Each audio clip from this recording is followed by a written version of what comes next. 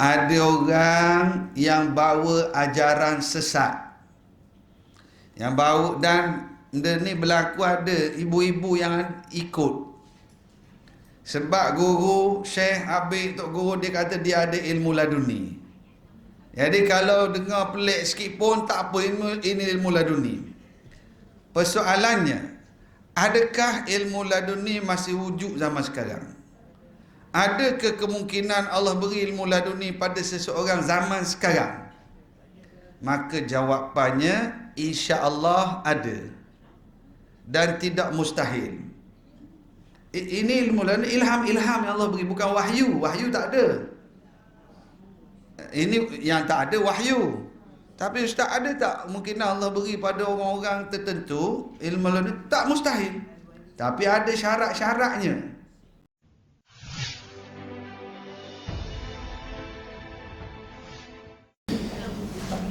Bismillahirrahmanirrahim. Assalamualaikum warahmatullahi wabarakatuh.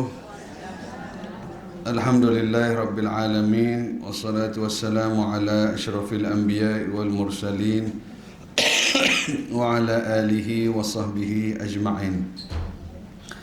Rabbi syrah li sadri wa yassir li amri wa hlul 'uqdatam min lisani yafqahu qawli, amma ba'd.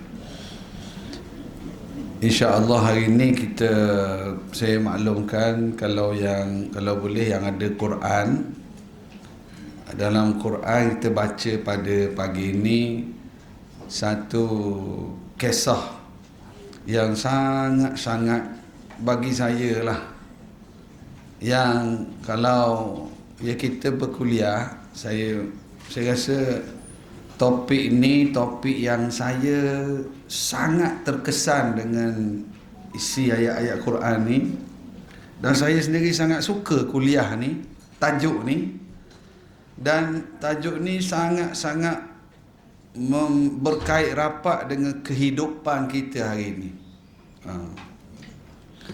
Iaitulah dalam surah Al-Kahfi. Yang ada Quran, buka surah Al-Kahfi ayat 60. Ni air untuk minum ke kan? Oh. Surah Al-Kahfi ayat 60.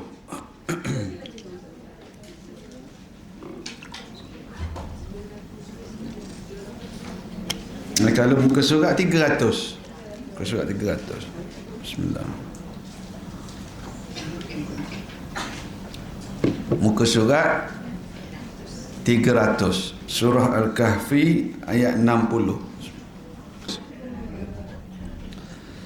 Yang pertamanya, dalam surah Kahfi ada 3 kisah penting. Yang pertama kisah Ashabul Kahfi. Yang kedua kisah Nabi Musa menuntut ilmu. Ini topik kita hari ini. Yang ketiga kisah Dzulqarnain. Yang kita nak baca pada hari ini yang kedua.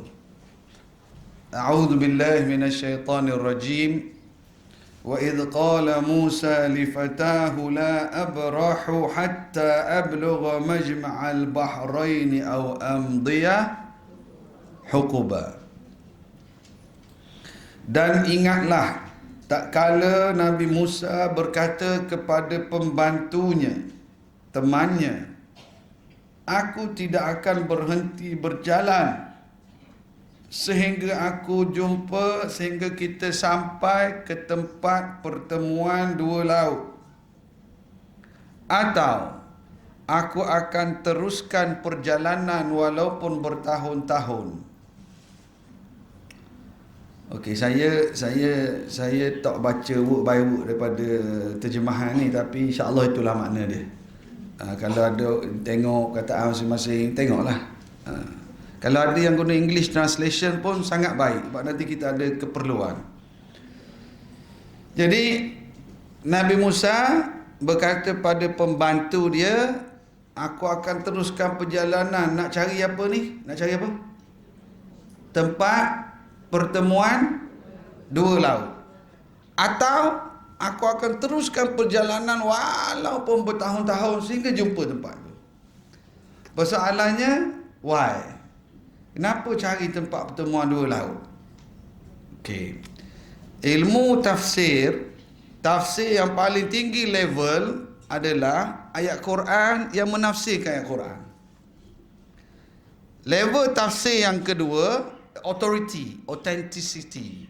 Yang paling tinggi level bila ayat Quran menafsirkan ayat Quran. Contoh apa contoh? Contoh dia, kita baca Fatihah, ihdinas siratal mustaqim. Ya Allah, tunjuk kami ke siratal mustaqim. Siratal mustaqim ni jalan siapa? Ya, jalan lu. Tafsir dia apa? Nak tafsirkan siratal mustaqim ni. Nak tafsirkan siratal mustaqim ni ialah apa dia? Siratal ladzina an'amta alaihim ghairil maghdubi alaihim waladdallin. So ayat next tu menafsirkan, ini kita kata level tafsir yang paling tinggi. Bila orang tanya siratal mustaqim apa?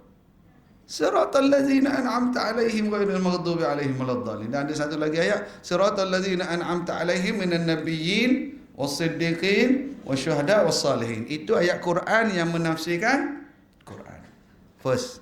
Second level adalah hadis yang menafsirkan ayat Quran. Jadi ayat 60 yang kita baca ni ditafsirkan oleh hadis. Rasulullah sallallahu alaihi wasallam tafsirkan ayat ni, cerita, kisah. Rasulullah kata satu hari ketika Nabi Musa sedang berdakwah kepada Bani Israel. Ini hadis yang cerita tafsir ayat ni. Nabi Musa berdakwah Bani Israel, ajak sembah Allah. Ada di kalangan Bani Israel ni tanya soalan.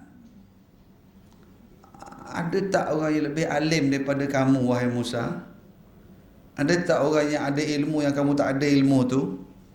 Rasa-rasa soalan ni ada faedah tak? Ada siapa lebih alim lagi? Soalan yang tak ada faedah.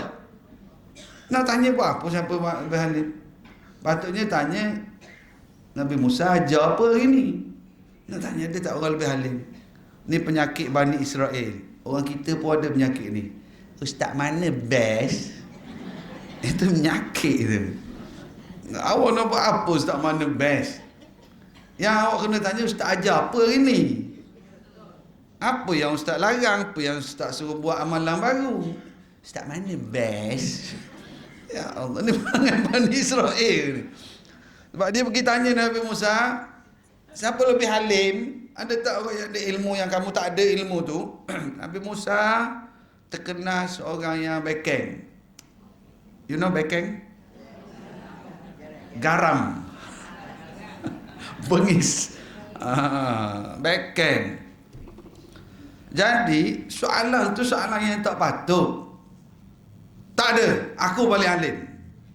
Jawapan garang bukan sombong. Nabi Musa bukan nak sombong, tapi dah soalan yang tak patut. Tak ada, aku paling alim. Bukan untuk sombong ni. Jawapan pada soalan yang tak patut. Walau bagaimanapun Allah menegur Nabi Musa. Allah Ta'ala kata, wahai Musa, ada lagi manusia yang memiliki ilmu yang kamu tak ada ilmu. Allah. Bila Nabi Musa dengar macam tu, terus spontan, ya Allah, siapa orang tu? Di mana dia? Saya nak belajar. Jumpa. Betul lah, jumpa untuk belajar lah. Bukan jumpa untuk selfie macam kita. Jumpa untuk belajar. Tengok. Jiwa Nabi Musa willing untuk belajar. Nabi Musa ni siapa? Kita yang wajib kita beriman ada berapa orang rasul? 25. Boleh ni nak test seorang-seorang sebut 25 nama. Boleh? Tiba-tiba sakit perut. Depan sakit perut. 25. Di kalangan 25 rasul ni ada top 5 yang digelar sebagai ulul azmi minar rusul. Ini top 5. Salah seorangnya Nabi Musa. Siapa 5 orang ni? Cuba sebut. Ibrahim, Isa, reka ni. Cuba ikut saya sebut. Ni mim. Kuat sikit lagi. Ni mim. Saya dah susun ikut zaman ni. N for Nuh. Cantiklah ni, saya hafal sama sekolah dulu, dapat A periksa ni. N Nuh. Ibrahim dulu. Ni kata dah ikut zaman kan. Nuh, Ibrahim, Musa, Isa, Muhammad alaihi wassalatu wassalam. Sebut sekali lagi. Ni mim. Bagi tahulah kat cucu balik ni.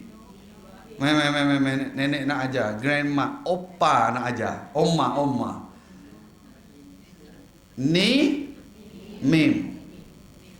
Nuh, Ibrahim, Musa, Isa, Muhammad alaihi wassalatu wassalam. So, Nabi Musa ni top 5 Rasul ulul azmi. Bila dengar ada orang ada ilmu, dia nak belajar. Ulul azmi. Kita ulu apa? Ulu langat apa? Ni ulul azmi, nak belajar. Ini jiwa dia. Ini yang betul. Sebab tu Imam Bukhari meletakkan hadis kisah ini dalam kitab Sahih Bukhari dalam bab menuntut ilmu. Dan disebut keharusan orang yang afdal minal mafdul. Orang yang afdal menuntut ilmu daripada orang yang lebih mulia menuntut ilmu daripada orang yang kurang sikit pada dia. Inilah tawaduk. Dia ulul azmi. Nanti tok guru dia ni rendah pada dia dari segi level, tapi sebab ada ilmu dia ambil ilmu. Kita baru 2 PhD dah sombong. Kita baru 30 tahun experience dah sombong. Ini ulul azmi. Willing, jiwa dia nak belajar. Kena ada jiwa ni, nak belajar. Ini hanya dia ilmu ni wahyu dari langit, seumpama air hujan. Wahyu, air hujan dia akan turun di celah-celah bukit, turun. Wah, ilmu dia akan turun kepada hati-hati yang merendah. Air dia akan turun, dia cari tempat merendah. Ilmu macam tu. Orang yang ego, orang yang sombong, susah nak dapat ilmu yang berkat. So, macam kita, mungkin ada di kalangan kita yang belajar Quran, tajwid. Kan, belajar tajwid. Ustaz yang ajar Quran saya tu sama umur anak bongsu saya. Tak apalah. Tapi dia guru, kena hormat. Baru kita akan dapat. Susah belajar ustaz. Gigi palsu jatuh, pakai balik. Tak apalah. Tapi itu guru kita. Hormat dia. Baru kita dapat berkat ilmu. Ia akan turun ke hati yang merendah. Nak belajar. Ada Nabi Musa alaihi salam, walaupun ulul azmi, dia nak belajar. Dia pun panggil pembantu dia. Tak apalah nama apa pun, tapi adalah kita tahu saya sebut nama Yusha' bin Nun. Tak apalah nama tu. Dia panggil pembantu dia, ambil ikan sikit, buat ikan kering, ikan masin. Dia masa tu tak ada apa yang tenong. Sia, tak ada lagi. Dia dalam dia dalam bekah, dia letak ikan bekah gitu sikit. Budak dia pembantu bawa bekal ikan jalan. Panjang syarah ada ni, keharusan bawa bekal bila travel, berteman, tak apa, kita nak fokus bab menuntut ilmu. Jadi dia kata ayat 60 wa idh qala Musa li fatahu, ketika mana Musa berkata pada budak dia, teman dia, dan yang dah ready dengan bekal tadi, bawa ikan masin semua, dia kata apa? Kita akan berjalan nak cari tempat pertemuan dua laut. Sebab Bila Musa tanya, Ya Allah, di mana orang tu? Siapa dia? Allah bagi 2 clue. Allah kata, Musa, kamu akan jumpa dia tempat pertemuan 2 laut. Akan ada proses ajaib pelik yang akan berlaku nanti. Di situlah kamu akan jumpa guru.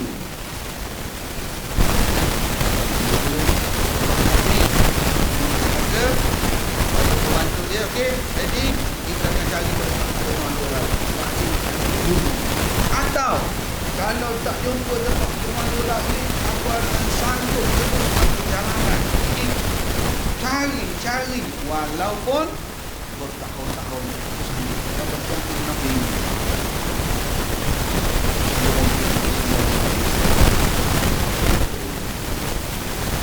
Ini yang datang pada ini dari mana paling jauh? Paling jauh. Rahat. Ajak. Di 8 paling jauh. Di 11. Kelana Jaya, Subang Jaya.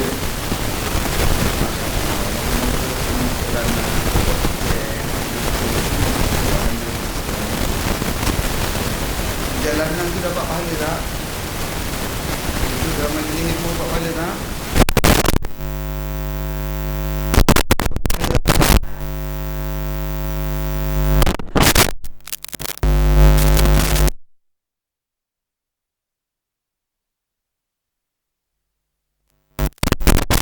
Akan teruskan berjalan nak cari ilmu. Kita ambil semangat ni, cari ilmu. Falam ayat 61. Falamma balagha majma'a bainihima nasiya hutahuma fattakhadha sabilahu fil bahri saraba. Mereka duduk berjalan. Tempat pertemuan 2 laut mesti jalan kat tepi pantai kan? Jalan. Kita panggil apa tempat pertemuan 2 laut? Mara. Kuala. Itu sungai kan? Itu sungai apa ke laut? Mara, Kuala. Pertemuan 2 laut. Tak apalah panggil apa pun pertemuan 2 laut lah. Sebenarnya sebab laut-laut ni dia ada border dia. Selat Melaka, Laut Andaman, Atlantik, Pasifik, dia ada border dia. Dalam bahasa Arab dia panggil barzakh. Dalam Quran sebut border antara laut-laut ni disebut barzakh. Barzakh ni border antara alam dunia dengan alam akhirat, barzakh. Laut kalau tak apalah, apa tempat pertemuan 2 laut. Lalu dia berjalan tepi pantai, jalan 2 orang. Nabi Musa dengan pembantu dia berjalan. Sampai satu tempat yang ada batu-batu tepi pantai. Macam kalau kita kat mana kalau kat Terengganu tu kat Kota Abang, Kuala Abang, ada batu gitu. Kalau kat Kuantan dekat Teluk Cipedok, tempat berbatu. Kalau Penang dekat Feringgi, kan? Kalau kat Pantai Dalam ada batu. Itu Pantai Dalam. Itu pantai pun tak ada. Jadi ada sampai tepi tu tempat berbatu. Nabi Musa kata kat budak dia, kita relax berhenti sini jap. Masa berhenti tu, tanpa mereka sedari, ikan dalam bekas tadi dengan izin Allah, Allah hidupkan balik ikan tu, bagi nyawa balik. Ikan tu melompat keluar dan jalan-jalan masuk ke laut. Tak sedar Nabi Musa. Ayat baca nombor 1 ni. Falamma balagha majma'a bainihima nasiya hutahuma fattakhadha sabilahu fil bahri saraba. Dan rupa-rupanya dekat tempat berbatu tadi itulah tempat pertemuan 2 laut. Apabila mereka sampai di situ, mereka terlupa ikan. Lalu Allah Ta'ala bagi hidup balik, ikan tu mengambil jalannya ke lautan. Mana ikan tu melompat, dia jalan-jalan masuk ke laut balik. Dia orang tak sedar. Lepas tu lepas berehat sekejap, Nabi Musa kata, jom sambung perjalanan. Sambung lagi perjalanan. Lunch hour. Sampai waktu makan, Nabi Musa kata kat budak dia, ni muka surat sebelah, ayat 62. Falamma jawaza qala li fatahu atina ghada'ana laqad laqina min safarina hadha nasaba. Nabi Musa kata, baru keluarkan bekal kita tu. Keluarkan bekal kita. Letih dah berjalan ni, lunch hour. Keluarkan bekal kita. Budak dia kata apa? Qala ara'aita id awayna ila sakhrati fa inni nasitul hut wa ma ansanihu illa asyaitanu an adhkura wattakhadha sabilahu fil bahri ajaba. Budak dia kata, Tuhan, tengok Nabi Musa garang. Tuhan, Tuhan perasan tak tadi masa kita berhenti dekat tempat berbatu tadi, ikan tu dia duduk balik. Saya terlupa ikan tu, Tuhan. Lupa nak bagi tahu Tuhan. Ikan tu dia duduk, dia melompat keluar dan dia masuk dalam air balik dalam keadaan menakjubkan. Saya lupa nak bagi tahu Tuhan. Tidaklah saya lupa, melainkan ini syaitan lah punya pasal. Excuses. Dia cari alasan takut kena marah. Dia salah ke syaitan. Ni saya tak ingat lah Tuhan. Ni syaitan lah punya pasal. Saya tak ingat nak beritahu ni Tuhan. Saya ingat lagi, saya pernah dengar kuliah ni almarhum Tuan Guru ni Abdul Aziz Nikmat. Dia kata manusia ni suka mencari alasan. Last sekali dia salah ke syaitan. Dia yang tak jaga, tak ingat ikan tu. Macam kita hari ni lah. Allah, tak semayang subuh ni semua syaitan punya pasal. Dia tengok World Cup. Salah ke syaitan. Dia yang pilih kan. Jadi manusia mencari excuse, cari alasan. Dia takut kena marah di Nabi Musa. Ikan tu Tuhan, dia melompat keluar, dia hidup, dia keluar balik dalam keadaan menakjubkan. Saya lupalah Tuhan. Dan saya tak ingat ni syaitan lah punya pasal. Jadi saya tak ingat, takut kena marah. Qala dhalika ma kunna nabgh. That's the place. Nabi Musa kata, tu tempat kita cari tu. Sebab ada clue. Clue dia dua tadi. Pertemuan dua laut dan satu lagi perkara pelik akan berlaku. Itu tempat kita cari. Fartadda ala atharihima qasasa. Lalu mereka berdua pun U-turn. Irtadda. Ni root word pada perkataan murtad ni. Patah balik. Tapi ini bukan makna murtad, ini makna patah balik. Lalu mereka berdua patah balik cari tempat batu tadi tu. Tempat yang clue pertama ada, ikan tu hidup balik. Ni tanda nak jumpa tempat Tok Guru nanti. Tapi kita tak perlulah datang kuliah bawa ikan nasi lemak, tengok ikan aku hidup tak hidup. Kalau hidup boleh buat Tok Guru ni, ustaz ni. Memang tak hidup lah ikan kita. Ini adalah mukjizat Nabi Musa. Dan ini berlaku dengan izin Allah. Allah beritahu dah awal-awal. Maka mereka pun patah balik. Fartadda ala atharihima qasasa. Patah balik jalan laluan tadi. Athar tu laluan tepi pantai tu ada je kesan tapak kaki. Jalan patah balik. Sampai di tempat batu tadi. Fawajada abdan min ibadina atainahu rahmatan min indina wa 'allamnahu min ladunna ilma. Bila sampai mereka berdua, ni pronoun untuk dua, fawajada, mereka berdua jumpa abdan min ibadina, seorang hamba dari kalangan hamba-hamba kami. Tengok, yang Nabi Musa jumpa ni nanti Tok Guru yang hebat, yang ada ilmu yang Nabi Musa tak ada. Ini orang hebat Nabi Musa jumpa nanti. Hebat macam mana pun Allah masih guna perkataan abdan min ibadina, still hamba Allah.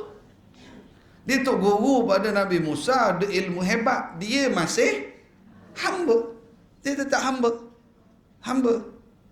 Samalah juga dengan ayat Isra' Mi'raj. Subhanalladzi asra bi'abdihi cerita Isra' Mi'raj, Allah Ta'ala Isra' Mi'raj, mulia hebatnya Nabi Muhammad, tapi still guna wording abd, hamba. Itu tak hamba Allah, hebat macam mana pun. Jadi fawajada abdan min ibadina, ada Musa dengan pembantunya jumpa seorang hamba dari kalangan hamba-hamba kami, atainahu rahmatan min indina, yang kami telah beri rahmat dari sisi kami, wa 'allamnahu min ladunna ilma, dan kami telah ajar kepadanya ilmu apa ni? Min ladunna ilma, ilmu apa? Pernah dengar perkataan ilmu laduni? Pernah sebut? Pernah dengar? Apa dia? Ilmu laduni itu ilmu apa?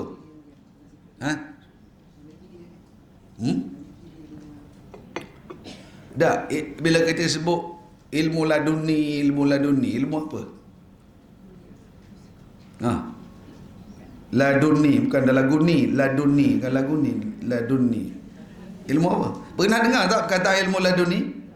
Ha, pernah dengar ustaz, tapi tak tahulah apa maksud dia. Ha? Ya. Dia gini, kalau tengok min daripada, ladunna directly, ilma. Ilmu laduni ialah ilmu yang Allah beri direct pada seseorang. Maksudnya ustaz, ilmu yang ini kita belajar grammar, kita belajar tafsir, kita belajar fiqh, tapi ada ilmu-ilmu yang Allah beri pada seseorang yang ilmu tu Allah beri pada dia. Dan nak faham nanti, Tok Guru yang Nabi Musa jumpa ni, yang sebenarnya wahyu. Ataina rahmatan, Allah beri wahyu. Dan nanti kita akan tengok ada situasi yang semacam bercanggah dengan syarak, tapi wahyu, okeylah. Di sini ada poin. Yang ni saya nak tekan sikit. Ada orang yang bawa ajaran sesat, yang bawa, dan benda ni berlaku, ada ibu-ibu yang ikut. Sebab guru, Syekh Habib, Tok Guru, dia kata dia ada ilmu laduni. Jadi kalau dengar pelik sikit pun tak apa, ini ilmu laduni. Persoalannya, adakah ilmu laduni masih wujud zaman sekarang? Adakah kemungkinan Allah beri ilmu laduni pada seseorang zaman sekarang? Maka jawapannya insya-Allah ada, dan tidak mustahil. Ini ilmu laduni, ilham yang Allah beri, bukan wahyu. Wahyu tak ada. Ini yang tak ada wahyu. Tapi ustaz, ada tak kemungkinan Allah beri pada orang-orang tertentu ilmu laduni? Tak mustahil. Tapi ada syarat-syaratnya. Syarat nombor 1 sekali, tidak bercanggah dengan syariat Nabi Muhammad sallallahu alaihi wasallam. Kalau kata ada ilmu laduni, lepas tu suruh isteri awak tinggal 3 malam tidur kat rumah Tok Guru, itu langgar syariat. Walaupun dia kata laduni, tu dalam guni, bukan laguni. Sungguh saya kata ni sebab ada orang percaya. Ada yang ada jadi pengikut. Dia kata ada ilmu laduni, ni Tok Guru ni jangan cakap apa ikut. Jadi sebab nanti ada kisah yang, kalau kisah dalam surah Kahfi ni zahir macam bercanggah dengan syariat.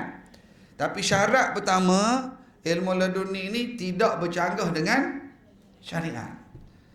Syarat kedua, ini berlaku pada orang-orang saleh, orang-orang alim, orang saleh, orang yang bertakwa. Wattaqullah yu'allimukumullah. Orang yang bertakwa, tak mustahil Allah beri ilmu yang direct dari Allah, ilham. Kalau dia jenis pakai seluar pendek, semayang Jumaat, tak semayang, kata ilmu laduni, bohong. Kan? Dan ada orang yang ada ilmu laduni, dia itu sendiri tak tahu dia itu ada ilmu laduni. Kalau sibuk mendakwa, ini ada tanda-tanda red flag. Dan ilmu laduni ni tak mustahil Allah beri pada wali-wali Allah. Wali-wali Allah wujud tak? Wujud. Siapa dia wali Allah? Kadang-kadang banyak wali Allah tu sendiri, dia tu sendiri tak tahu dia tu wali Allah. Dan kalau dia tu tahu pun, dia tak nak orang tahu. Ini ciri-ciri wali Allah.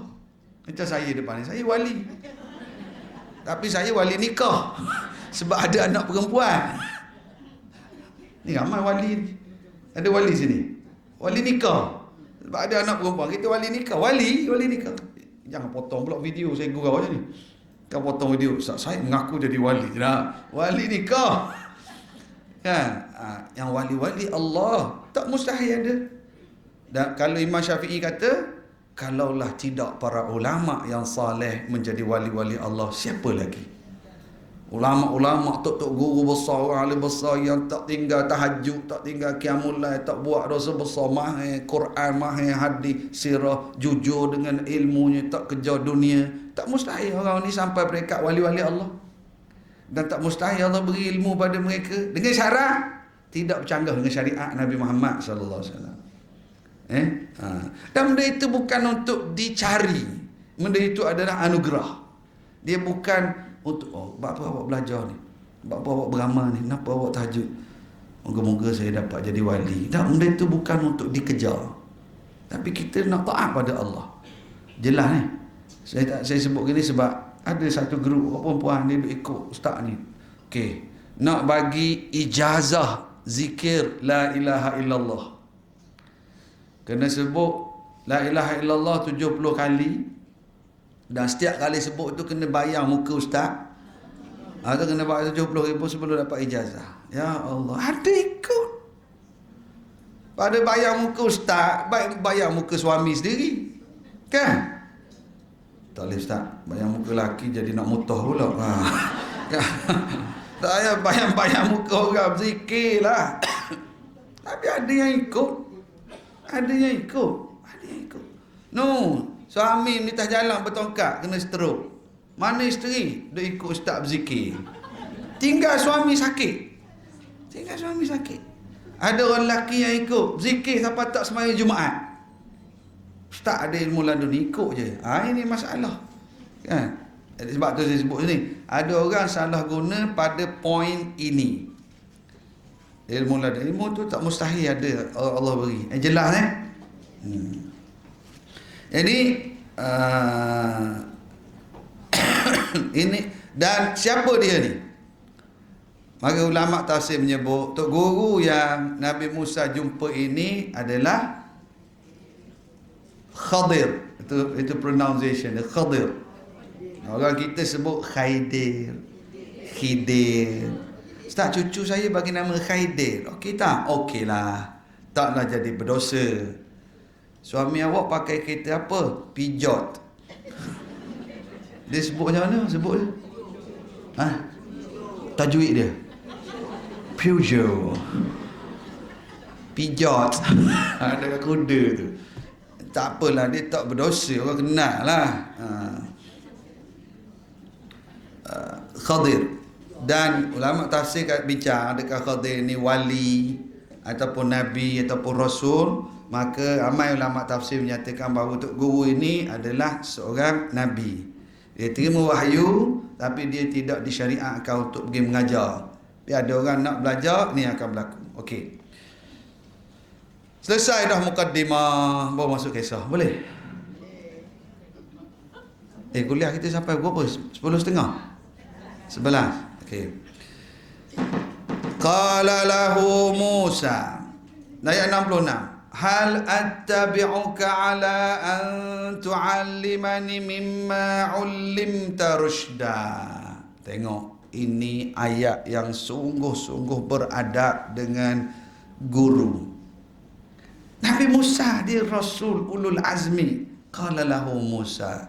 Musa berkata pada Khadir, hal attabi'uka, can I follow you? Boleh saya ikut?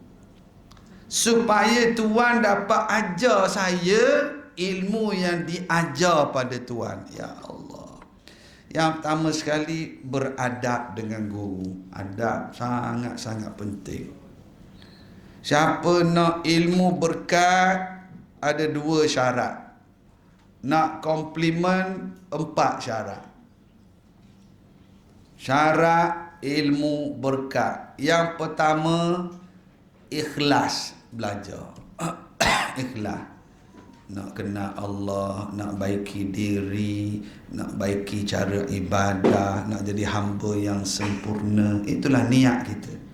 Ikhlas. Nak ilmu berkat ni, yang pertama apa? Ikhlas. Apa maksud ikhlas ni? Kerana Allah, nak baiki diri, nak betul ibadat, nak jadi hamba yang betul, nak jadi isteri yang salihah, nak jadi ibu yang baik. Itu niat kita belajar ikhlas. Yang kedua, jaga adab dengan guru. Itu dua syarat penting. Nak komplimen lagi, yang ketiga, beramallah dengan ilmu yang kita belajar tu.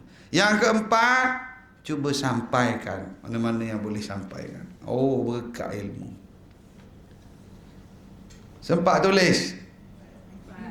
Yang pertama apa? Yang kedua? Yang ketiga? Tadi niat ikhlas maksudnya apa? Niat apa? Baiki diri, nak betul ibadah, nak kenal Allah. Yang ketiga, beramal. Yang keempat, ada satu pak saya pergi kuliah Muslimat. Saya kuliah, saya nampak ada acik tu seorang dia ambil nota. Saya nampak dia semangat ambil nota, saya lagi semangat ceramah. Dia semangat tulis, saya semangat ceramah. Memang mana-mana saya pergi kalau kuliah Muslimat saya suka tahu, sebab orang perempuan suka ambil nota. Orang lelaki dia hafal.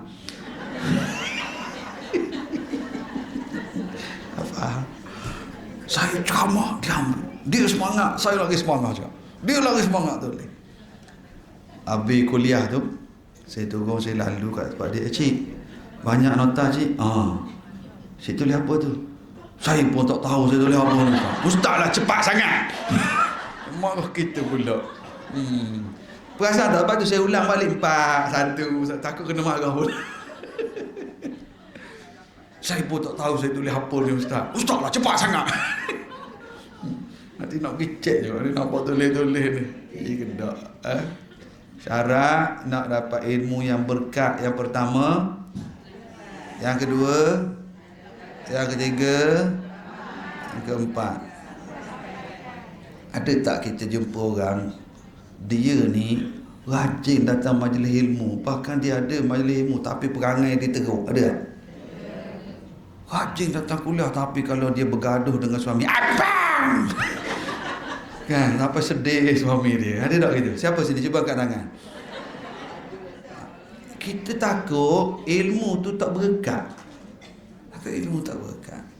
Dia rajin datang majlis ilmu kuliah tapi kalau bergaduh dalam grup WhatsApp, perkataan dia tu kita rasa kena hack ke telefon dia ni? Carut, maki, left group. Ada tak macam tu? Dia rajin datang majlis ilmu, selalu dengar kuliah. Kenapa perangai teruk sangat ni? Kalau bergaduh dengan jiran, dia tu rajin datang majlis. Kita bimbang, takut-takut ilmu tak berkat. Minta maaf saya cakap, ada tak ustaz yang perangai teruk? Astagfirullah. Kita takut itu kesan ilmu tak berkat. Nauzubillah. Penting ilmu berkat. Ilmu yang paling berkat dapat membaiki diri kita. Hubungan dengan suami, dengan anak-anak, dengan jiran, ibadah, hubungan dengan Allah, itu ilmu berkat. Nabi Musa sangat-sangat beradab. Ayat 66 ini adalah cerita adab dengan guru. Hal attabi'uka. Okey, itu satu yang pertama, bab adab. Yang kedua, tengok wording. Hal attabi'uka. Can I follow you? Rupa-rupanya zaman media sosial ni, followers lama dah. Ia memberi kesan sebenarnya. Siapa yang kita follow? Memberi kesan pada tingkah laku, pada gaya hidup. Followers. Tengok Nabi Musa nak follow siapa? Para sahabat follow siapa? Follow Nabi Muhammad sallallahu alaihi wasallam. Sebab tu ayat Quran, qul in kuntum tuhibbunallah fattabi'uni. Fattabi'u makna follow Rasulullah sallallahu alaihi wasallam. Sekarang orang follow siapa? Influencer. Tu banyak nyakit tu. Influencer ni I follow 3 million. Sekali dia 300,000 like. Dia makan aiskrim je. 2 juta orang anak juga aiskrim tu. Follow. You should follow Rasulullah, Ummahatul Mukminin, isteri-isteri Rasulullah, para sahabat. Itu yang kita kena follow. Ini ayat ni, cerita follow lama dah sebenarnya. Tapi sekarang diciptakan perkara untuk tarik orang daripada follow Rasul pada follow influencer ni. Bukan orang muda saja, nenek pun TikTok. Saya suka masak, Ustaz. Follow chef tu, chef ni. Bang, order Grab bang, tak masak juga kat rumah. Allah, berapa chef dia follow. Order makan suruh suami order Grab je. Ya Allah Akbar. Tapi tengok isu hal attabi'uka, can I follow you? Ikut. Sebab tu dalam bab menuntut ilmu, ada ilmu yang kita dapat melalui belajar, ada ilmu yang kita dapat bila kita follow tu. Ini orang lelaki lah, peluang lebih sikit lah. Yang biasa istilah kita guna khidmat. Dia khidmat, dia tolong drive, dia follow, dia iring, dia ikut semua. Sebab tu kita, bila orang tanya saya, Ustaz, saya nak pergi haji ni, Ustaz nak cadang, nak pilih package yang mana? Macam mana? Pilihlah package berdasarkan pembimbing tu, tok guru tu. Oh ni tok guru ni, pembimbing yang boleh bimbing kita untuk ibadah. Sebab apa? Nanti kita akan musafir sama. Oh, ilmu yang kita dapat masa musafir lain, yang kita dapat dalam kelas ni lain. Pergi travel, naik bas, pergi travel, pergi Terengganu bawa balik yang pergi Terengganu ada pergi Pasir Gudang tu, pergi kat Ustaz ni Perlis. Travel ni lain. Kalau kita pergi umrah, cari guru. Sebab ilmu yang kita dapat masa musafir lain dengan dalam kelas. Kadang-kadang ada masalah berlaku, orang sakit ke, kereta rosak ke, ada masalah, dia akan dapat, Ustaz ni buat macam mana, tak guna macam mana, ni ada baby menangis tak berhenti-henti, buat macam mana, kan? Kita akan dapat bila ada masalah, macam mana dia bertindak, ilmu, akhlak guru, macam mana dia dapat, cara dia. Kita belajar banyak.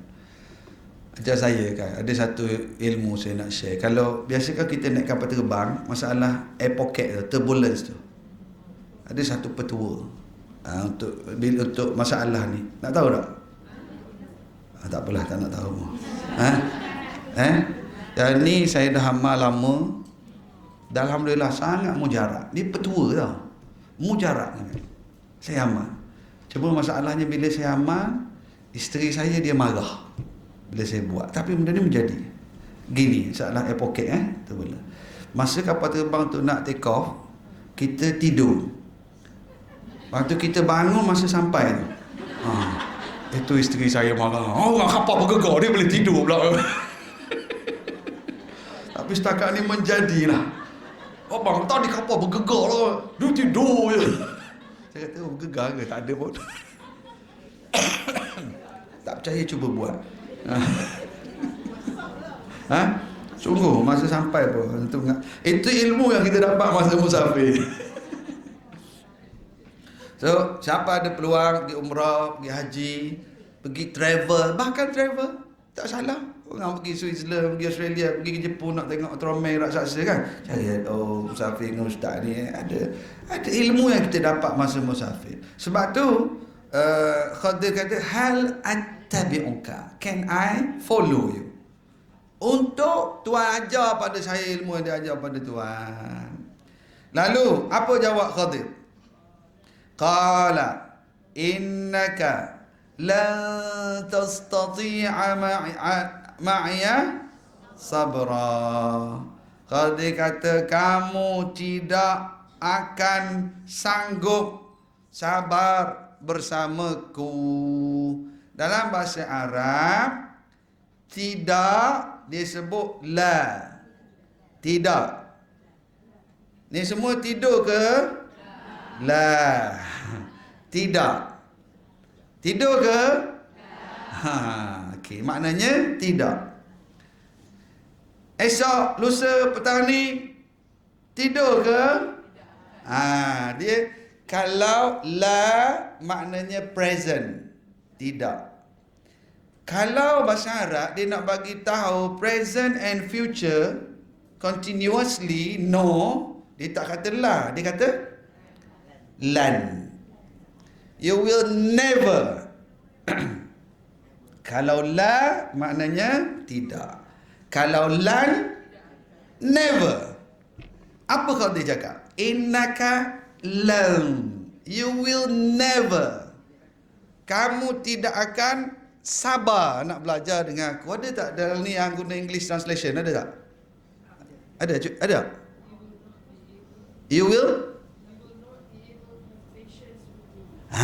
You will not deliver apa patient?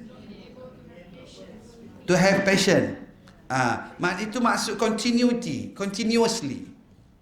Sebab tu lan lil hal wal mustaqbal, present and future. Khadir cakap pada Nabi Musa, you will never have to have patience. Tak akan sabar nak ikut aku. Tak akan sabar. Ada dua situasi. Yang pertama, ada guru yang dia nak tengok kesungguhan anak murid. Tu ke? Sungguh ke nak belajar ni? Jadi dia ada, kadang-kadang dia nak tengok kesungguhan. Ini satu jenis. Yang kedua, ada ilmu yang memang ada orang tak mampu nak belajar. Ilmu fizik, kimia, ilmu yang betul tak? Budak tadika boleh belajar tak? Tak boleh. Akal dia tak boleh nak belajar. Ilmu tu betul. Jadi ada ilmu-ilmu yang manusia tak mampu nak belajar. So, Khadir tahu, you will never have patience. Mu tak akan sabar sampai bila-bila nak ikut aku, nak belajar ilmu ni. Itu Tok Guru. Saya ingat lagi masa saya belajar dulu, saya dulu belajar di Yaman, di Sana'a, buat degree kat sana. Kita belajar kat universiti lah. Ada seorang syekh yang memang bahasa Arab dia memang best lah, word by word, fusha, bahasa Arab yang standard. Cuma masalah problemnya, dia mengajar lepas subuh. Kitab dia baca word by word. Tapi lepas subuh ni teksi, tak ada bas, tak ada, sejuk di sana ni, apa negatif darjah saya, sejuk jauh. Kita adalah budak-budak Arab pujuk Syekh, mengajarlah malam, lepas maghrib boleh kami naik teksi pergi belajar. Syekh kata ba'dal fajri, lepas subuh, take it or leave it. Syekh tak katalah gitu, ba'dal fajri, nak mari, tak nak sudah. Jadi ini ada guru yang nak tengok kesungguhan. Saya ingat hari saya beli basikal sebuah, saya ada pegawai kedutaan. Dia beli basikal, biasa kan macam kita lah, beli 2 minggu pakai, lepas tu gantung tuala lah. Ada dia beli 2 minggu, saya tengok, saya kata, Ji, jual kat saya basikal tu, nak pergi belajar, nak pergi mengaji. Dia pun jual $100, saya ingat. $100. Buat beli basikal. Ustaz Ridwan Hashim hantar duit kat saya masa belajar dulu. Pernah Ustaz Ridwan Hashim? Dia pernah hantar duit kat saya masa saya belajar. Dia adalah anak-anak murid ni yang bagi duit kat dia, dia hantar kat kita. Ustaz Ridwan Hashim. Ya, Ustaz Ridwan Hashim Terengganu, masya-Allah. Beli duit tu kita beli basikal. Sebelum subuh 20 minit kayu sejuk, pakai stoking, pakai benda orang rumah pakai seluar dalam yang panjang ketat tu. Legging, awak pakai legging, pakai seluar jeans, pakai jubah, pakai jaket, bungkus kepala, pakai sarung tangan, kayu basikal. Sejuk. Setengah jam sebelum kayu basikal. Nak pergi belajar dengan Syekh, tapi dia baca kitab tu word by word, dia terang kat kita kemanisan tu. Jadi ada guru yang kadang-kadang dia tegang, nak datang, tak nak sudah. Khadir kata, Musa, mu tak akan sabar nak belajar ilmu ni dengan aku. Never. Apa jawab Nabi Musa? Qala satajiduni insya'allahu sabiran wa la a'si laka amra. Tengok, semangat nak belajar, jaga adab Tuhan. Tuhan akan dapati saya, insya-Allah, sabar dan saya tak akan langgar cakap Tuhan. Yang pertama, cakap elok-elok. Yang kedua, tak tinggal perkataan insya-Allah. Ini bahasa para nabi, orang soleh, orang baik. Kita pun mak-mak, nenek-nenek, orang datang kuliah, biarlah kata insya-Allah itu berada di bibir mulut kita. Lepas ni kalau ada cakap apa-apa, biar ada insya-Allah. Boleh? Boleh lagi jawab. InsyaAllah. InsyaAllah. Boleh insyaAllah. InsyaAllah. Ya, insyaAllah. Tapi janganlah salah guna. Hutang duit orang sebulan, 4 bulan tak bayar. Kan saya dah cakap insyaAllah. Itu salah guna. Ada orang kita dia salah guna, bila dia tahu dah dia tak boleh nak tepati, dia sebut dia dah backup insyaAllah. Weekend ni Sabtu ni datang kenduri anak saya kahwin. Dia dah beli tiket flight pergi Langkawi. Sure tak boleh. Boleh datang tak? InsyaAllah lah. Salah tu. Salah. Dia kena jawab, Allah saya minta maaf, saya beli tiket flight dah. Moga-moga majlis diberkati. Dia nak excuse bila tak datang dengan sebut insyaAllah awal-awal tu salah. InsyaAllah ni kita nak buat, tapi kita masih relate dengan iradat Allah, kehendak Allah. If Allah wills, kalau Allah izin, saya nak pergi lah. Satajiduni insya'allahu sabiran wala a'si laka amra. Nak menuntut ilmu ni perlu sabar. Kena sabar, kena bersungguh. Orang niat yang dia ikhlas, yang jaga adab, dia sabar. Dia sabar. Dia sabar, dia jaga adab. Kuliah pukul 10, dia tunggu pukul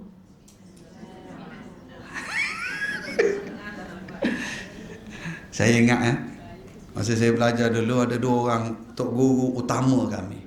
Ada 2 orang tok guru. Yang pertama, 2 orang ni dah meninggal rahmatullah alaihima. Yang pertama Dr. Abdul Karim Zaidan. Dia ni sekarang kita tahun 60-an dia mengajar. Spek mata dia tebal, pakai kantar, nak tengok nama kau student master. Kitab yang dia mengajar dia duduk gini, pegang tongkat. Dia sebut satu-satu dalam kitab. Dah 50 tahun duduk mengajar kitab dia. Ingat, dia bukan hafal, dia ingat. Kita tengok ni sama, word by word. Turah Karim Zaidan. Dia ni sangat tegas. Kalau kuliah, lecture dia pukul 10 kunci pintu dewan. Attendance mula ambil pukul 10. Absent lah. Itu cara dia. Pernah sekali driver dia, universiti sediakan driver, timing driver dia lambat 2 minit sampai, dia tak nak naik kereta. Jadi kelas itu cancel, kecoh kat universiti. Driver tu lewat 2 minit. Ini Abdul Karim Zaidan. Sudah 10-1 minit tak boleh masuk dah. Kehadiran absent. Abdul Karim Zaidan. Ada seorang lagi guru kami juga dah meninggal, Abdul Majid Zindani. Tokoh hebat orang Arab tahu dia. Dia ni pintu kelas dia terbuka luas. Siapa-siapa sampai lewat, itu kemungkinan tadi dia sakit perut, kereta dia rosak, ada masalah. Siapa yang lewat, ya Allah, masuk, lewat baru sampai, duduk. Itu cara dia. Sebab bagi dia, something is better than nothing. Walaupun lewat, masuklah. Yang ni kau lewat, jangan masuk. Saya, mazhab yang kedua. Lega. Jadi kita terserahlah. Tapi orang yang jaga adab menuntut ilmu, mana-mana ustaz, mana-mana guru, kita ready. Kita tunggu. Kelas pukul 9.30, pada lewat 9.25 kita ready. Nak buat apa? Duduklah membawang. Ustaz memang lewat. Dia suruh datang awal, dia lewat. Masalahnya ustaz lewat. Itu pun masalah problem juga. Tapi bagi kita bahagian kita. Jadi apa syarat? Sekarang ni Khadir, ada orang baru sampai, boleh masuk, tak apa. Yang baru sampai masuk. Jadi ada macam kenal je baru sampai. Tak apa, tengok belakang, tengok depan je. Ni kelebihan pakai spek ni, nampak habis. Hak tidur pun saya nampak ni. Nampak. Tengok Khadir bagi, tengok ini syarat, satu syarat nak belajar. Ini syarat daripada guru pula. Qala fa in ittaba'tani fala tas'alni an syai'in hatta uhditha laka minhu dzikra. Kau nak belajar dengan aku bolehlah, Tapi syaratnya jangan jangan tidur. Tu dia tak tengok tafsir tu, jawab sendiri tu. Confirm yang jawab tu tidur tadi. Jangan tanya. Khadir syarat nak ikut dia, syaratnya jangan tanya. Jangan tanya. Jangan tanya. Kalau nak ikut aku boleh, syaratnya jangan tanya sehingga aku yang akan explain kalau ada perkara-perkara yang kamu tak faham.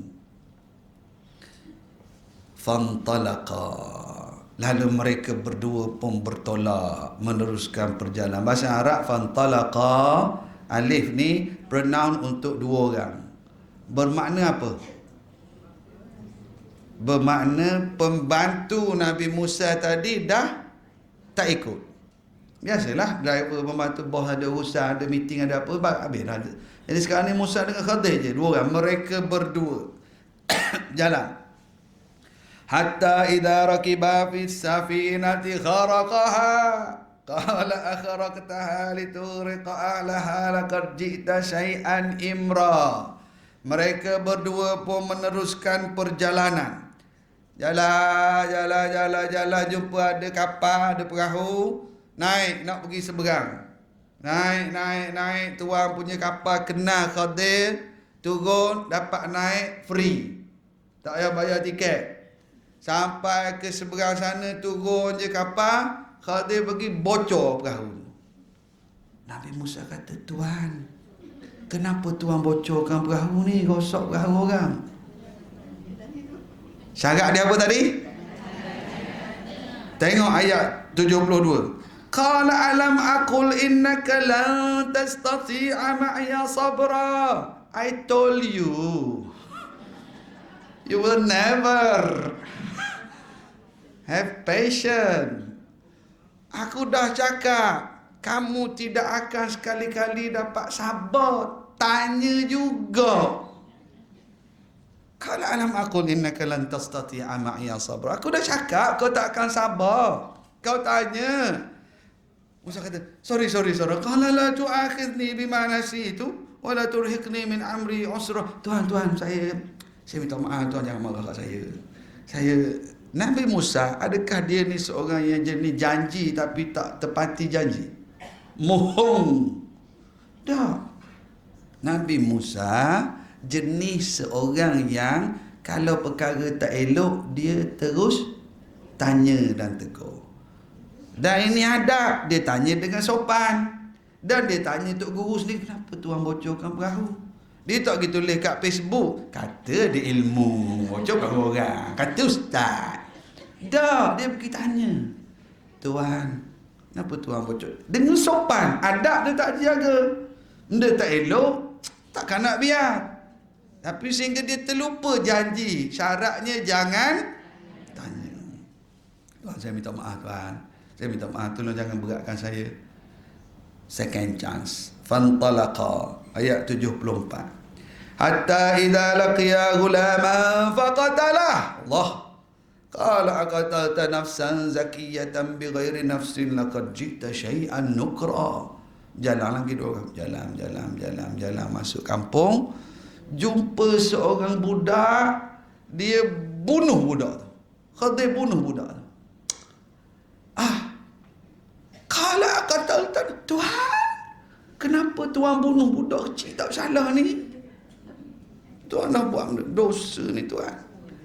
Ini yang saya sebut di awal tadi, ilmu laduni ni nampak tak bercanggah tak dengan syariat. Rosak barang orang, bunuh budak. Tapi nanti ini wahyu. Kalau zaman sekarang mendakwa ada ilmu laduni, buat ke langgar syariat, ini tak boleh terima. Sebab bukan wahyu. Tak boleh you buat perkara bercanggah syariat. Ni jelas bunuh budak. Kan? Saya bunuh budak. Musa kata, Tuan, kenapa Tuan bunuh budak tak bersalah ni? Tuan buat benda ni, dosa ni Tuan. Ayat 75. Qala alam aqul laka innaka lan tastati'a ma'iya sabra. Aku dah cakap Kau takkan sabar, tanya juga. Ini yang saya kata satu lagi, orang yang salah guna bawa ajaran sesat, dia guna poin ni. Dia kata nak belajar dengan saya, Syekh ni boleh, nak dapat ijazah, nak dapat ni, jangan tanya. Bolehlah jangan tanya, tapi kalau again dengan syariat, tak boleh. Reject terus. Macam mana? Suami tak sihat ke datang duk berzikir dengan Syekh? Cara suami tu wajib. Zikir ni sunat je. Zikir tak semesti dengan Syekh. Di rumah boleh berzikir. Kan? Dia ada syariat. Masalahnya yang saya sebut ni, ada orang yang jadi pengikut. Ta'assub. Bila kita nasihat tak nak dengar lah, tu bahaya. Peluang ketiga. Qala in sa'altuka an syai'in ba'daha fala tusahibni. Qad balagta min ladunni uzra. Sekarang ni Nabi Musa sendiri yang cakap, Tuhan bagi peluang saya sekali je lagi. Lepas ni kalau saya tanya juga, Tuan ada uzur untuk tidak izin saya ikut Tuan. You have excuse lah untuk kata saya tak mampu. You betul lah. Tuan bagi sekali lagi peluang kat saya. Fantalaqa hatta idza ataya ahla qaryatin istat'ama ahlaha fa'abaw an yudayyifuhuma fawajada fiha jidaran yuridu an yanqadda fa'aqamah qala law syi'ta lattakhazta alayhi ajra. Lalu mereka berdua meneruskan perjalanan. Jalan sampai kat satu kampung. Orang dulu kalau ada foreigner, jom singgah minum air, dari mana ajak makan. Tapi penduduk kampung ni kedekut. Musa dan Khadir tak ada seorang pun ajak singgah minum air, tegur tanya dari mana ajak makan, tak ada. Tak peduli. Tak layan. Kedekut penduduk kampung ni. Jalanlah Musa dan Khadir, jalan. Tiba-tiba ada jumpa satu dinding, rumah dinding buruk nak roboh. Khadir kata, Musa, jom kita baiki dinding tu, baiki cantik, siap. Khadir kata, jom kita sambung perjalanan. Nabi Musa kata, Tuan, kenapa tak ambil upah sikit?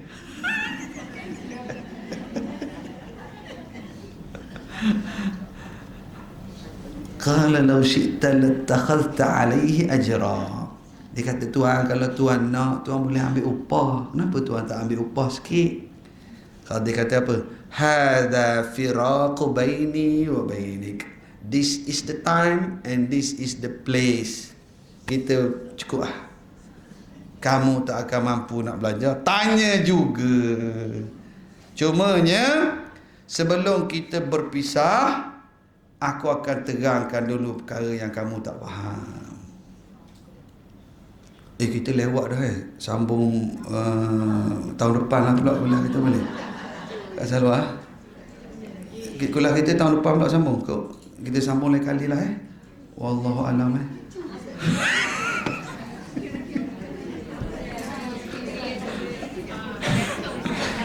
Kan dia kalau tengah sedap tu kan, to be continue kat bawah lah. Lalu Khadir pun terangkan, ini tolong dengar elok-elok. Sebenarnya poin kuliah saya hari ni ayat ni 79. Kuliah kita hari ni untuk kehidupan, bisnes, rumah tangga, dengan anak cucu, dengan jiran, life. Ayat ni dengar elok-elok ni. Ini paling penting dalam kuliah kita pagi ni. Khadir kata apa? Amma as-safinatu fakanat limasakina ya'maluna fil bahri fa aradtu an a'ibaha wa kana wara'ahum malikun ya'khudhu kulla safinatin ghasba. Kes apa? Ada 3 kes. Yang pertama kes apa? Bocor perahu kan? Ini paling penting. Dengar elok-elok ni. Adapun perahu yang aku bocorkan itu, ia adalah milik beberapa orang miskin kat kampung tersebut. Pemerintahnya sedang merampas perahu-perahu rakyat. Lama dah perangai rampas rakyat ni. Sedang merampas perahu-perahu rakyatnya. Dan perahu itu yang aku bocorkan itu milik orang miskin. Lalu aku bocorkan perahu tersebut. Bila penguat kuasa datang nak rampas, Dia tengok perahu tu bocor, maka dia tak jadi rampas. Ustaz, tadi Ustaz kata berkait dengan kehidupan suami isteri, rumah tangga, kita orang tak ada perahu, Ustaz. Dari ayat ini ada satu kaedah yang sangat-sangat penting. Cuma nak suruh faham dulu. Jawab saya. Perahu bocor, mudarat tak? Mudarat. Perahu kena rampas, mudarat tak? Islam ajar kita satu kaedah dalam kehidupan. Bila you berada di antara dua persimpangan, terpaksa membuat pilihan dalam bisnes, dalam hidup, dalam rumah tangga, dalam apa saja. Dua pilihan ini, dua-duanya mudarat. Perahu bocor mudarat tak? Perahu kena rampas mudarat tak? Islam ajar irtikabu akhaffid dararain. Pilihlah mudarat yang lebih ringan. Both mudarat. Cik manis kena potong kaki. Kalau potong akan ada tak kaki? Tak ada lah Ustaz, potong. Okey. Potong kaki mudarat tak? Biarkan kaki tak potong mudarat tak? Mudarat. Mana mudarat lebih ringan? Potong kaki. Covid datang. Staff ada 40 orang. Bisnes tak ada, job tak ada, overhead kena handle. Terpaksa buang 20 orang pekerja. Buang 20 bermakna menutup periuk nasi 20 keluarga. Mudarat kalau buang 20. Tak buang, remain 40 orang. Overhead, bayar, syarikat tutup. Mana mudarat lebih besar? Orang putih cerita SWOT analysis. Kan? SWOT apa? SWOT. Strength, weakness, opportunity, threat. Ni. Quran aja lama dah ni. Ayat 79 ni. Ayat 79 ni surah ni. SWOT analysis. Ada masalah, ada bahaya. Orang bisnes ni. Kadang-kadang terpaksa buat, Ustaz, partner saya ni, kami Alhamdulillah Ustaz, 200 juta setahun kami punya bisnes. Partner saya. Tapi dia ni kadang-kadang nak dapat projek dia rasuah, kadang-kadang dia gini, nak bayar zakat pun berkira, payah nak sedekah pun susah. Saya kalau saya pecah dengan dia, dengan partner saya ni, saya adalah 10-20 juta setahun, dengan dia 200 juta Ustaz. Mana mudarat lebih besar? Ustaz, I let go Ustaz. Biarlah bisnes jadi kecil, tapi bukanlah orang minta rasuah, tak nak bagi, dapat kerja, ada rezeki ada, tak ada sudah, nak bayar zakat pun senang, nak sedekah pun senang. Jadi pecah ni mudarat, stay pun mudarat. Tapi stay tu mudarat lagi, tak berkat rezeki, duit banyak duk gaduh je dengan bini. Duit banyak tapi asyik ada penyakit je, tak, mudaratnya lebih besar. Ustaz sebut gitu menantu saya tengah ada masalah sekarang Ustaz. Nak stay ke nak pisah? Nak cerai ke nak kekal? Ustaz, ni tolak kali kedua dah ni Ustaz. Kalau dia kekal, studylah. Ini mudarat-mudaratnya. Kalau dia berpisah, anak pula macam mana? Duit pula, harta pula, rumah pula. Islam aja ni. Minta maaf saya terpaksa bagi contoh tu. Ini adalah real. Sebab dua-dua mudarat. Bisnes, kehidupan, rumah tangga, kan? Apa saja. Ustaz, suami saya tu saya nak izinkan ke ataupun tak? Mana izin dia nak buka bisnes lah. Contoh lah. Mudarat lah. Sungguh ni Quran ajar kita ni. Ustaz, saya ni macam mana nak jual rumah tu ke? Tenant tak ada dah. Bayar tenant ada tapi kena top up duit pula. Jual rumah mesti lagi. Kaji. Sebab tu saya kata dalam bisnes, dalam kehidupan, dalam rumah tangga, dalam nak buat keputusan, cantik. Saya nak tanya ibu-ibu sini. Lemas, pelampung ada satu. Suami lemas, anak lemas. Nak selamatkan siapa?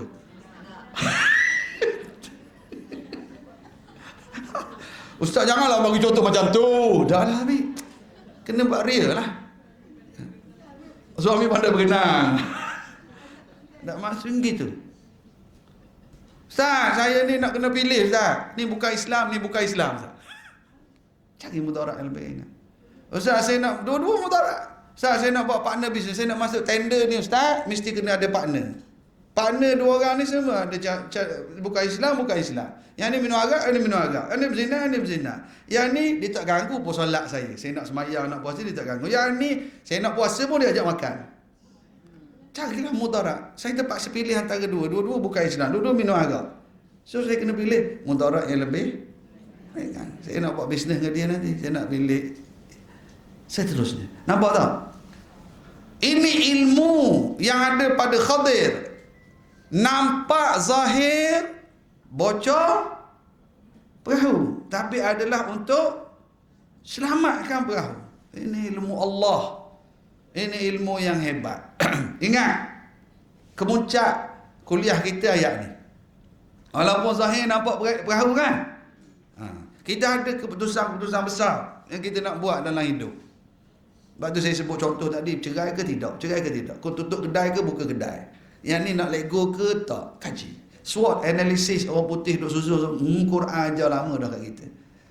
Ada keputusan-keputusan besar yang kita nak buat. Ada seorang tu, isteri dia mengandung, masa nak salin, doktor kata, pilih anak ataupun mak.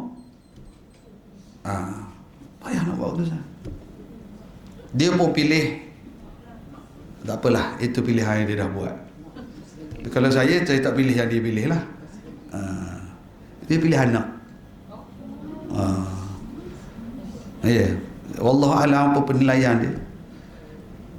Tapi sebab tu Islam aja ada kaedah ni. Dan perkara ni, siapa-siapa yang pernah lalui situasi dia akan baru nampak, oh ada kaedah rupanya. Yang perlu kaji. Mudarat, apabila ada dua mudarat terpaksa pilih, maka pilihlah mudarat yang lebih ringan. Nak buat keputusan besar, ini Islam aja.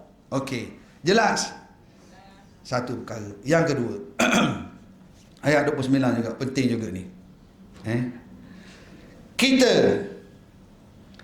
Kita ni adalah golongan yang fokus kepada perahu bocor ke, atau fokus pada alhamdulillah selamat perahu.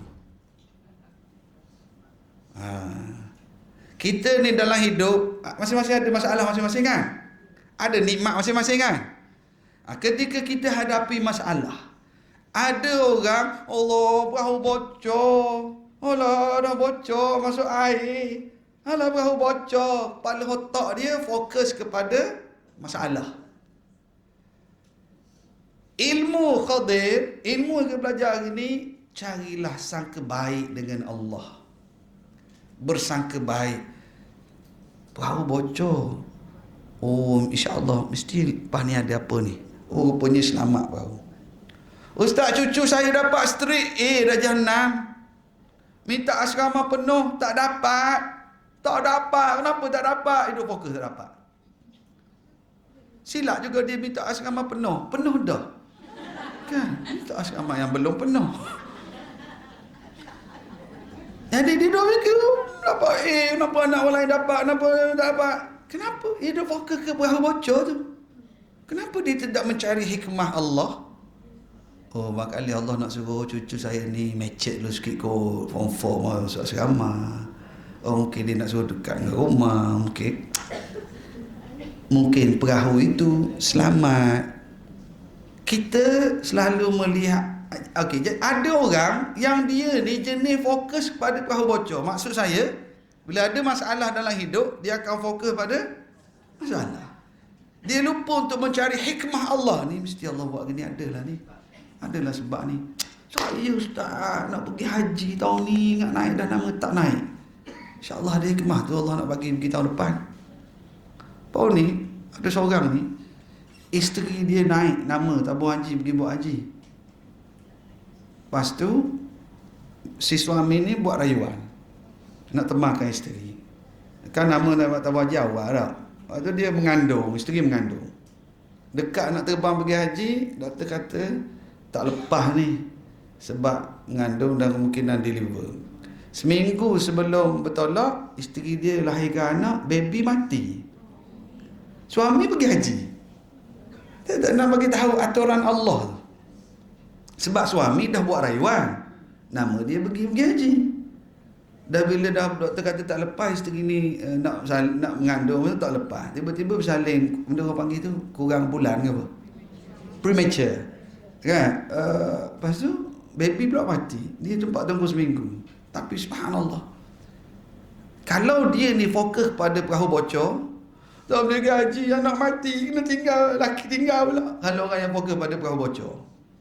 Tapi orang yang fokus pada insya-Allah ada hikmah lah di sebaliknya. Sekarang ni dia nampak kemanisan. Adalah hikmah. Kita ingat, aku ni jenis fokus perahu bocor ke perahu tak kena rampas?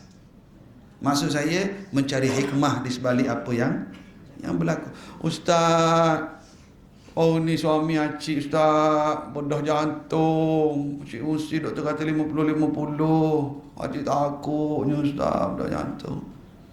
Tapi alhamdulillah, rupanya ustaz hikmahnya lepas bedah tu dia banyak stay masa kat rumah, dia lebih menghargai acik banyak spend masa.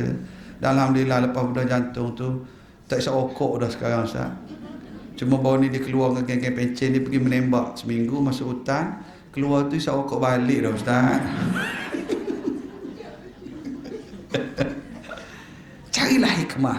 Maka ayat 79 ni 79 ni kita nak keluar dengan satu ungkapan. Ikut saya sebut, insya-Allah ada hikmah di sebalik apa yang berlaku. Kita melihat perahu bocor, hikmahnya perahu selamat. Ada perkara-perkara dalam kehidupan kita yang berlaku, kita rasa masalah, suami mati, anak sakit, rumah terbakar, bisnes ni, nanti cerai, cucu mati, jatuh dah kena penyakit ni semuanya ustaz, saya mau diagnos ustaz stage 3 dah kansernya. Kita jangan fokus pada perahu bocor tu. Dah ustaz, stage 3 kanser, nak cari perahu selamat apa lagi ustaz?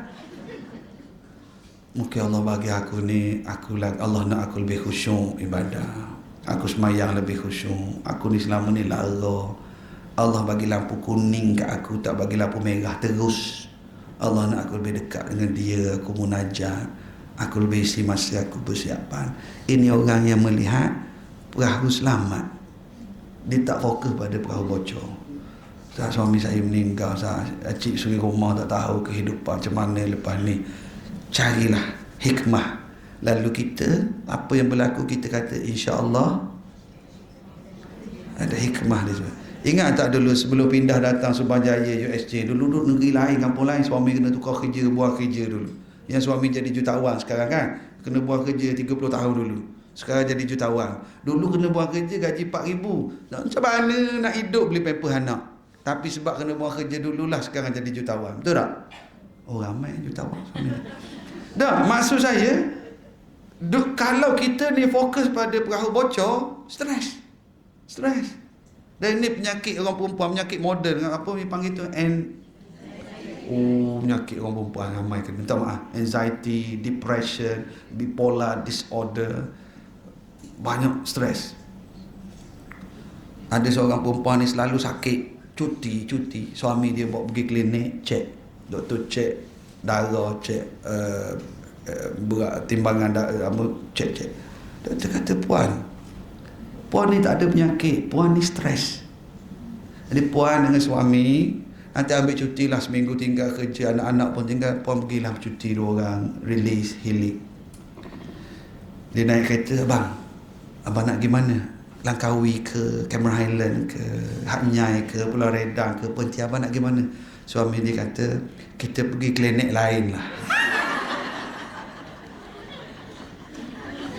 Baik punya. Kita pergi klinik lain. Lagi depression kawan tu. Tapi ni, bila kita fokus pada perahu bocor, macam mana ni air masuk, dia fokus tu.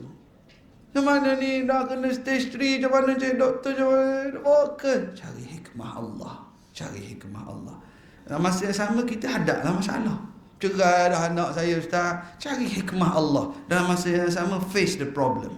Tapi kita akan tenang. Ini ilmu yang Khadir. Ada yang Nabi Musa tak ada. Yang kedua, saya rekahkan. Kita insya-Allah 11.30 kita berhenti Boleh Kita ada 5 minit lagi.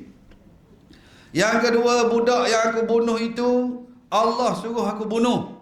Sebab mak ayah dia ni orang beriman, orang yang saleh.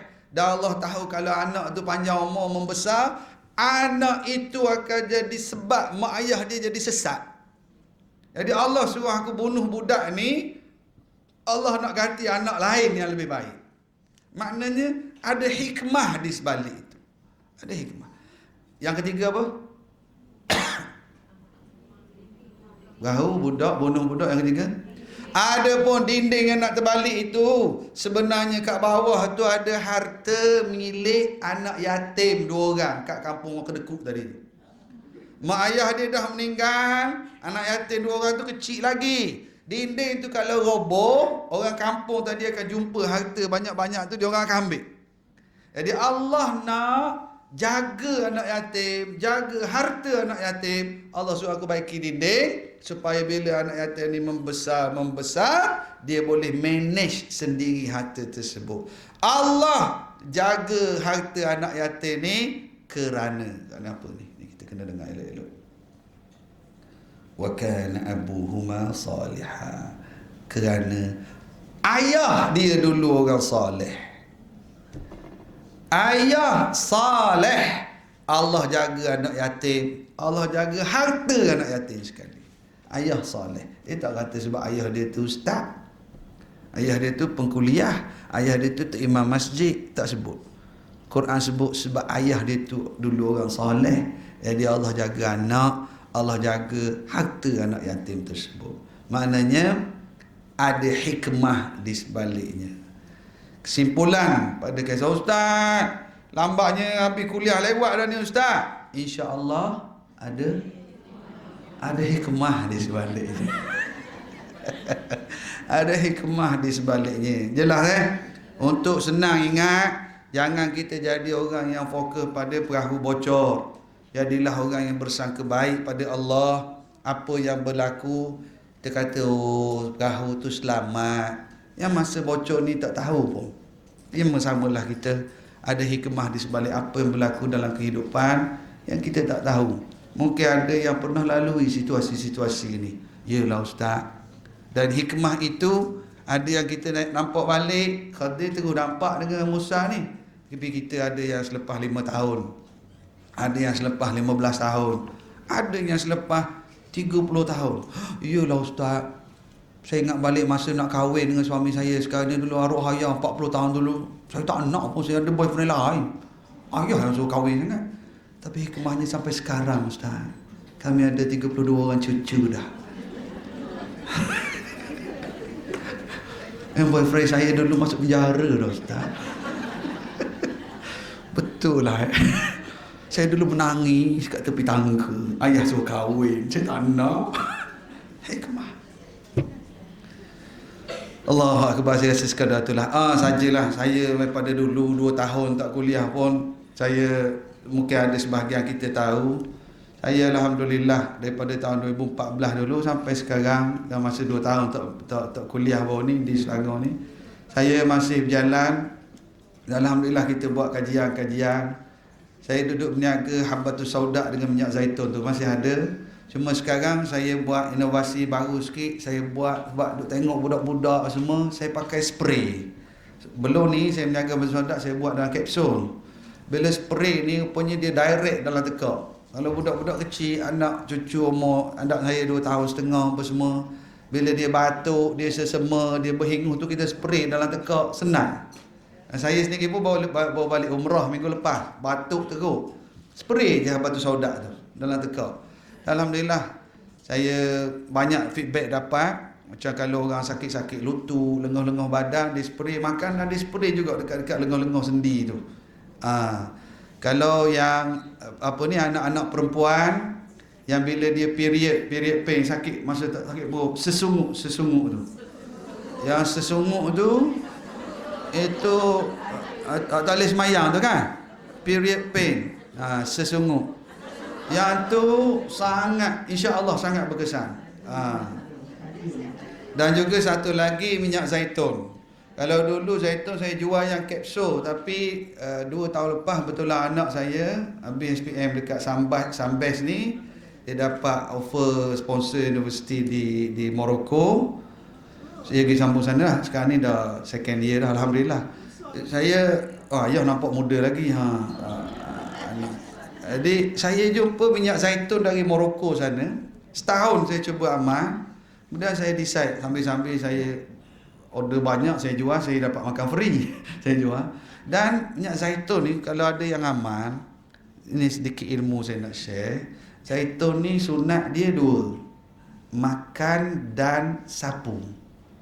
Kalau habbatus sauda, madu, makan, consume. Kalau zaitun Nabi kata kullu zaita wa dahinu bi, makan dan sapu. Sebelum ni saya hanya boleh makan. Sebab minyak-minyak zaitun yang sebelum ni dia ada bau hapak, tengik. Jadi bila saya ke yang Morocco punya, baru saya faham bahawa extra virgin olive oil dia bau dia putih. Macam kalau orang Malaysia rumput, dia bau hijau, bau putih, itu extra virgin. Kalau yang bau hapak ni dia dah lampate. Jadi yang extra virgin saya dapat Morocco ni, Zuitina ni, saya mula makan dan saya dah mula boleh hama sapu. Sapu badan, lepas mandi sapu muka. Dan belakangan ni saya kalau tengok cermin pun nampak macam Korea sikit. Saya lah, orang lain saya tak tahu. Saya tak tahu. Saya lah. Tapi saja kalau dia kalau yang ada masalah kolesterol, suami darah tinggi, elok sangat. Tapi syaratnya satu, istiqomah. Dia bukan magic cure, bukan mak terus sembuh dah. Yalah. Dan kalau zaitun ni, saya sekarang ni saya pun amal, kita makan dalam sudu. Makan dan sapu. Biasa saya lepas mandi sapu. Lah batu sauda kita combine 2, yang sakit-sakit lutut, sakit-sakit sendi tu elok sangat kau boleh amal. Tapi kalau anak-anak yang ada masalah resdung, saya sendiri ada resdung dulu, selalu bocor ni.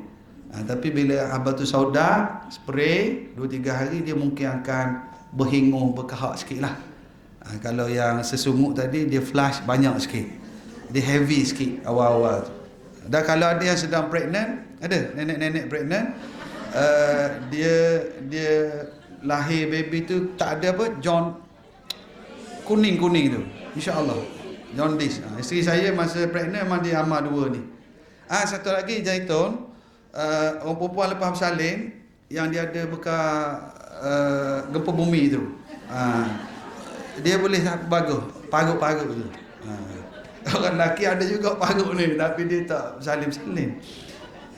Bagus. Kat luar situ ada pembantu saya, tengok orang Arab Syria tu, dia boleh cakap Melayu. Kalau adalah siapa yang rasa nak cuba beli, nak amal, QR code pun ada tu. Niat kita nak amal benda yang Nabi anjur, dan moga-moga untuk sihat tubuh badan, untuk kita beribadah, aktiviti harian.